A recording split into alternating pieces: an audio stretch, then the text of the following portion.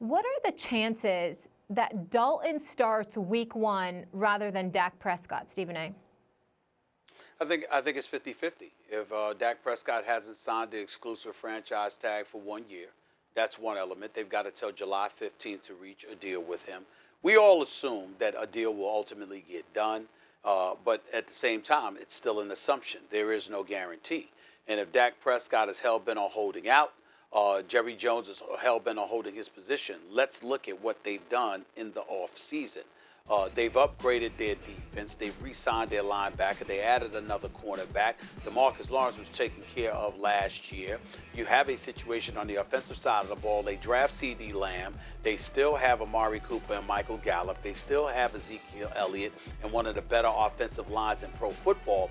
So even though it's not ideal, if you can send a quarterback in Dak Prescott out there making just $2 million a year, and he had 3 years under his belt as a starting quarterback coming into last season. Andy Dalton's been in the league for the last 9 years or so. Now, he hasn't had a winning record in the last 4 seasons, but the 4 seasons prior to that, he had not only had a winning record, but, you're talking about 3 10-win seasons and 1 11-win season as a starter. And so when you look at it from that perspective, it's not beyond the realms of comprehension that based on the leveraging position that Jerry Jones may be inclined to take, and then you take into account Mac's history, where they had won a Super Bowl, and you choose to play hardball, albeit with your running back that was Emmitt Smith, and you had to lose the first 2 games of the season before you came to your senses and got him signed. Who's to say that Jerry Jones won't play that kind of game with Dak Prescott, knowing that he has at least an experienced quarterback to join all the pieces that he added to this team until Dak is willing to capitulate to him to some capacity? I don't think it's beyond the pale. That's why I say it's 50-50. 50-50?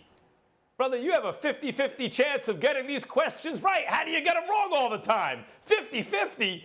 Dak Prescott's franchise tag is going to be worth over $30 million this year. We're in the middle of a pandemic. People feel a lot of economic anxiety going forward. And Dak is not like he's driving a truck, Stephen A. I get it. He's made almost $5 million on the field in his career, and that's a lot of money.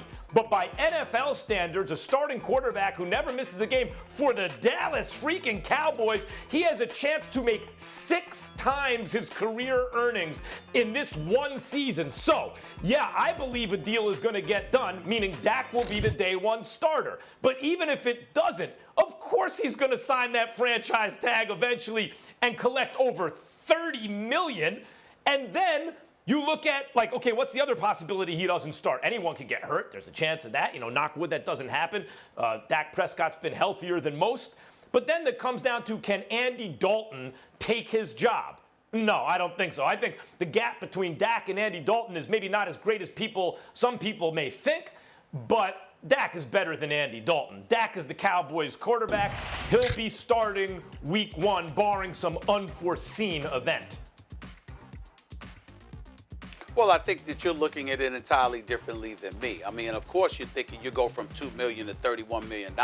That's something that you would sign. But if you're hell-bent on getting a long-term deal, and there's nothing to prevent you from reaching a long-term deal at some point during the season, then you know what? It's entirely plausible that you might try to play hardball yourself, because you're going to sit up there and say, with all of these other investments you made, Jerry Jones, you're going to ride the future of the Dallas Cowboys. You being 77 years of age, you on a record talking about your own mortality, not football mortality, literally your mortality as an owner, as an individual, as a man. You're going to talk about all of these things, and you're going to ride the wave on Andy Dalton, who's been mired in Cincinnati all of these years. You go right ahead. It's entirely plausible that something like that could happen until beyond week 1 of the NFL season. Unless I'm wrong, like for example, I know they got until July 15th to reach a deal or whatever, and then if after that you can't do anything, then I stand corrected.